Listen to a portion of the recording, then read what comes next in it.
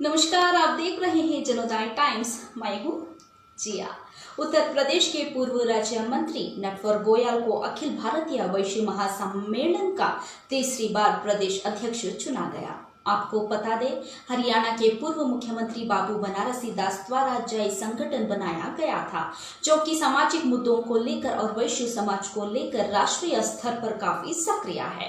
वैश्य नटवर गोयल ने जनोदय टाइम्स के साथ रूबरू होकर यहां जानकारी दी कि 2022 विधानसभा चुनाव में भी हमारा एक बड़ा योगदान रहेगा। आइए करते हैं एक खास मुलाकात वैश्य नेटवर्क गोयल से। नमस्कार, आप देख रहे हैं जनोदय टाइम्स और आज हम लोग उत्तर प्रदेश की राजधानी लखनऊ में मौजूद हैं। हमारे साथ पूर्व राज्य मंत्री उत्तर प्रदेश के वैश्य नटवर गोयल हमारे साथ मौजूद हैं और एक खुशी की बात भी है कि प्रदेश की सबसे बड़ी वैश्य महासम्मेलन यानी कि सबसे बड़ा एक संगठन, उसके तीसरी बार प्रदेश अध्यक्ष भी नियुक्त किए गए हैं। सबसे पहले हम स्वागत करते हैं नटवर गोयल जी का। नटवर गोयल जी, कैसे हैं आप? बहुत बढ़िया, बहुत बढ़िया। आपके ऊपर पूर्ण रूप से भरोसा किया गया है, संगठन पूर्ण रूप से भरोसा करता है और इसके साथ साथ आप पूर्व राज्य मंत्री भी रहे हैं। तो आगे संगठन को ले जाने की 2022 में आगे और अभी करंटली 2020 में क्या आपकी रणनीति है? मैं पहले तो धन्यवाद दूंगा राष्ट्रीय अध्यक्ष को, राष्ट्रीय नेतृत्व को, जिन्होंने हम पे भरोसा करके एक जिम्मेदारी पुनः दिया है। निश्चित तौर पे उत्तर प्रदेश काफ़ी बड़ा है और जहाँ बड़ा है वहाँ पे बड़ा काम भी करना पड़ेगा।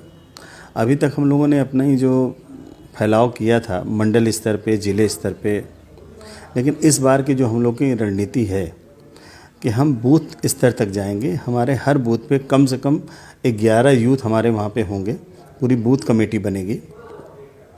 उसका रीज़न ये भी है कि 2022 में देखिए चुनाव भी है और अगर मान लीजिए हम बूथ स्तर पे सारी चीज़ों को बहुत सक्सेसफुली हम काम कर ले जाएंगे तो कम से कम हर ब्लॉक में, तहसील में, ग्राम स्तर पे 500 से लेकर 5000 तो हमारे पदाधिकारी गण हो जाएंगे।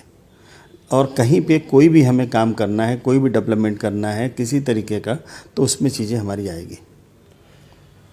नटवर जी, ये बताइए, जैसे 2022 चुनाव की तो संगठन तैयारी कर ही रहा है, इससे पूर्व भी संगठन कितना पुराना है ये भी हम आपसे जानना चाहेंगे। उसके साथ साथ संगठन जैसे 2020 में चल रहा है, अब 2 ही साल बचे हैं, तो इस 2 साल के शॉर्ट टर्म में ऐसी कौन सी चीज़ हम करने वाले, जैसे अभी आपने बताया बूथ स्तर पर हम अपने कार्यकारिणी को मजबूत करने जा रहे हैं, जो प्रदेश स्तरीय या फिर राष्ट्रीय नेतृत्व है, क्या उनकी तरफ से भी कोई ऐसा दिशा निर्देश स्पेशल मिला है? हाँ, उनका है, बहुत स्पष्ट निर्देश है कि इस बार जो तीसरी चांस देने का उनका पर्पज़ यही था कि थोड़ा जो आपने मेहनत किया उसको और अच्छे ढंग से सजा लें। सच्चाई ये है ताकि हम लोग इलेक्शन के लिए प्रिपेयर्ड हो जाएं, ज़्यादा वैश्य जनों को हम टिकट दिला सकते हैं, ज़्यादा लोगों को हम विधानसभा भेज सकें। हम आपको जानकारी में डालना चाहेंगे कि सन 1970 के दशक में उत्तर प्रदेश की विधानसभा में, तब उत्तराखंड भी हम लोग के साथ ही होता था, करीब 70 से ज़्यादा एमएलए हुआ करते थे, लेकिन आज घट के करीब 20 रह गए। तो अगर आज 20 रह गए तो उसके लिए भी कहीं ना कहीं हम ही लोग दोषी हैं, और अगर ये कल 70 या 100 होंगे तो उसके लिए भी हमारी मेहनत काम आएगी। जहाँ तक आपने एक सवाल पूछा कि ये इसकी कब स्थापना हुई थी, तो मैं बताऊं कि हरियाणा के चीफ मिनिस्टर थे बाबू बनारसी दास जी। 1981 में अखिल भारतीय वैश्य महासम्मेलन की स्थापना हुई थी उन्हीं के द्वारा। उस समय चीफ गेस्ट बतौर इंदिरा जी आई थी, उस समय तत्कालीन प्रधानमंत्री थी, और बाकी जिसके पहले जो भी हमारे राष्ट्रीय अध्यक्ष रहे, डॉक्टर गिरीश शांगी हैं, मेंबर ऑफ पार्लियामेंट रहे हैं, और जो भी लोग रहे सारे काफ़ी एमपी या मिनिस्टर वगैरह रहे हैं। उत्तर प्रदेश में जैसे इस बार भी जो चीज़ें रही हमारे पास, आप समझिए कि इस पद के लिए ये तो धन्यवाद है राष्ट्रीय अध्यक्ष जी का, राष्ट्रीय नेतृत्व का।